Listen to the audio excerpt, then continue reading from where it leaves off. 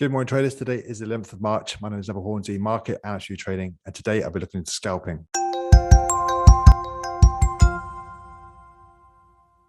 Going to start with the YouTrading.com Forex heat map. We can see here that the yen is weak, the Australian dollar is weak, the Canadian dollar is strong, the pound is strong, and the US dollar is strong. So overall, the market is mixed. There's no real clear risk on, risk off. There's no sort of sentiment bias that we can trade along with.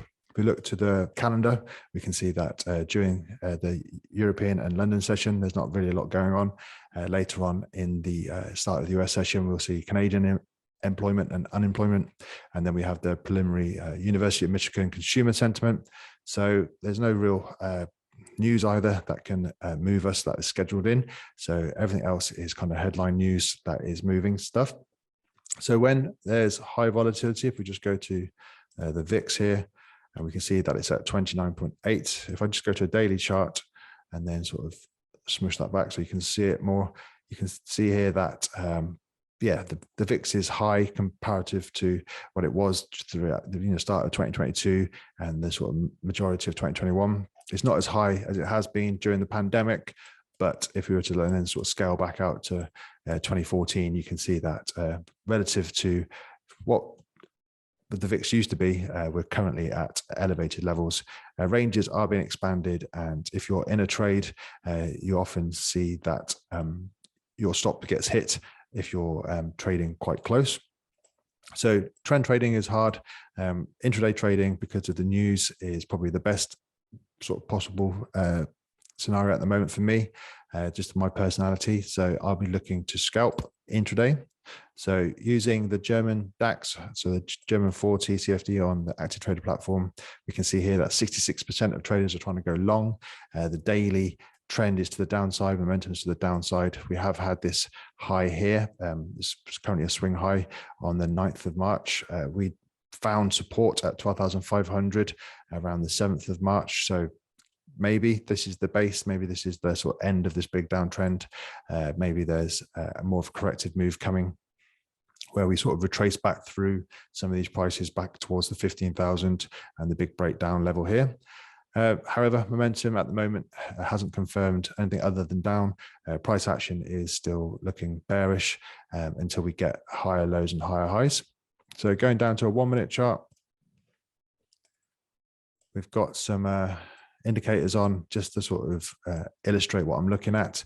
So we've got an EMA 5 and then an EMA 8 and 13. In this active trader platform, we, with the trading view charts, we can use the EMA cross, and that gives you this little signal here. I've colored mine yellow. So just to sort of get some sort of short-term momentum trades using the 5, the 8, and the 13. So that just is taking into consideration the last 13 candles and everything in between. So at the moment, we're sort of seeing a sort of move back through this impulsive move to the downside. We're sort of correcting that. So for me, what I'm looking for is a change in direction. So we had this move up here, sort of see this cross, the EMAs all stacked higher. Then we had a pullback, and then we had a break of structure. So the break of structure came here. So if I just make that red and fat. Then we had a pullback in. We didn't sort of test the low of this candle here. So there's an imbalance up there. So we could mark that off with a box and pull that across and make that red so we can see it. So there is an imbalance there. It didn't test it. The EMAs on this 1 minute chart acted as a dynamic resistance, as did this sort of intraday swing low here. Then we saw an impulsive move down and then a pull back up. Then we see that the low of this candle, so the imbalance that was created from 1041 to 1042, that got filled in. So there's no imbalance there now. So the market is back in balance. And then that became the rejection point, and we saw this big impulsive move back down. All right, so now we are back into working out where we're going to trade from. So we had a break of market structure here, and we didn't test this imbalance up here. So again, we can mark that off with a red box. So this is the highest point we can find really in this new sort of momentum to the downside, where we could be looking to target a short. So if I'm just going to put a short in, I'm going to do a sell limit. I want to have just say 20 points profit and a stop loss of 10 points, just for argument's sake. Now, scalping, the definition, if you like, is scalping is a fast-paced activity for nimble traders. It requires precision, timing, and execution. I want to trade within the trend, like say the daily trend. I'd like to wait for price to come to me. I don't want to just sort of chase price. Something like the DAX, it can move really quickly. And like I said, the VIX is already showing high volatility, so it moves even quicker. I want to put a stop in at all times because I want to get out when I am wrong, and I want to get out as quickly as possible. And I also want to be not marrying a trade. So if I am sort of seeing profits, I'd also like to actually just take a quick profit. So to do this properly, I'd like to have a risk reward of 1 to 2. So I'm wrong when price gets back above this swing high here from 1049. And then if I just go to my risk reward tool here, put in a short position, adjust the stop on this short indicator here, and then look for 1 to 2. So I need to pull my profit down to there. So that now gives me a guaranteed projection of risk reward of 1 to 2. And then if price gets back up to this level here and it still makes sense to target a short, then I can do that. What might happen is if we just look through these candles, we have this big impulsive move to the downside, and you can see that there's these candle lows here haven't been tested. So there's imbalances in between the low of say the 1052 candle and the high of the 1054. This could act as resistance at any point. Some traders will be looking for a Fibonacci retracement.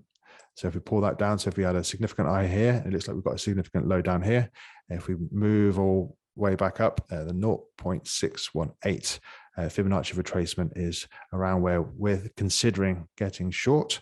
So that gives me a little bit of confluence to sort of ignore these levels here, wait for price to sort of try and cut through that, and then sort of find my sort of preferred sell. If I was to get short here, sort of in this imbalance on these levels, say 13,580 or 13,595, I'll have to consider where I'd put my stop. Where would I be wrong? I'd still be wrong when price got back above a swing high. So that would mean I'd have to extend my risk, if you like, from say 13,580 all the way up to 13,621. And that for me is just too much risk. So if we were to see a sort of price action now break down below this low and then continue down and break through this low, I'd be waiting for some sort of scenario that we saw up at the top here, where we break through, return, and then look for a reason to go short.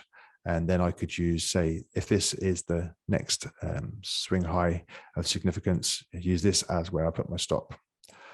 Okay, I hope that makes sense. Obviously, I was hoping to sort of show you a trade. It hasn't happened yet. You just have to be willing to sort of watch the charts quite intently. If I was to chase price now, I could demonstrate how I could get my stop run through, or we could just maybe revisit this and see how we do later on. If you overtrade and get tired, then you're not going to be willing to sort of be patient. So I'd recommend only doing this a few times, maybe make a quick sort of money bump to sort of just build up the bit of equity and then go and do something else instead. All right, so what I look for in scalping, and I'll speak to you again next week.